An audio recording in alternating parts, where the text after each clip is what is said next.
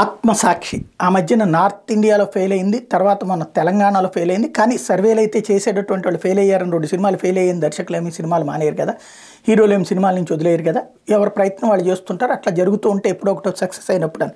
ఇప్పుడు ఆత్మసాక్షి అట్లాగే తాజా సర్వే చూస్తే, అంటే మొన్ననే చెప్పుకున్నాం రాష్ట్రానికి సంబంధించిన సర్వే, నెల్లూరు జిల్లాకు సంబంధించిన సర్వేని తాజాగా ప్రొజెక్ట్ చేసింది. ఇందులో దాదాపుగా 4 స్థానాలు తెలుగుదేశం పార్టీ గెలుచుకునేటువంటి అవకాశం ఉందన్నటువంటి విషయాన్ని స్పష్టం చేస్తుంది. ఇందులో నెల్లూరు రూరల్లో తెలుగుదేశం పార్టీ జనసేన కలిపి 52% ఓట్లతో విజయం సాధిస్తుందని, అక్కడ వైఎస్ఆర్ కాంగ్రెస్ పార్టీ 43% ఓట్లకే పరిమితం అవుతుందని, నెల్లూరు సిటీలో 52% తెలుగుదేశం పార్టీ జనసేన కి ఓట్లు వస్తాయని, అట్లాగే వైఎస్ఆర్ కాంగ్రెస్ పార్టీ అక్కడ 44%కి పరిమితం అవుతుందని, గూడూరులో తెలుగుదేశం జనసేన కలిపి 50% ఓట్లు వస్తాయని, వైఎస్ఆర్సీపీ 46%కి పరిమితం అవుతుందని, వెంకటగిరిలో 51% తెలుగుదేశం జనసేనకు కలిపి వస్తే వైఎస్ఆర్సీపీ 45%తో సరిపుచ్చుకుంటుందని అంచనా వేస్తోంది.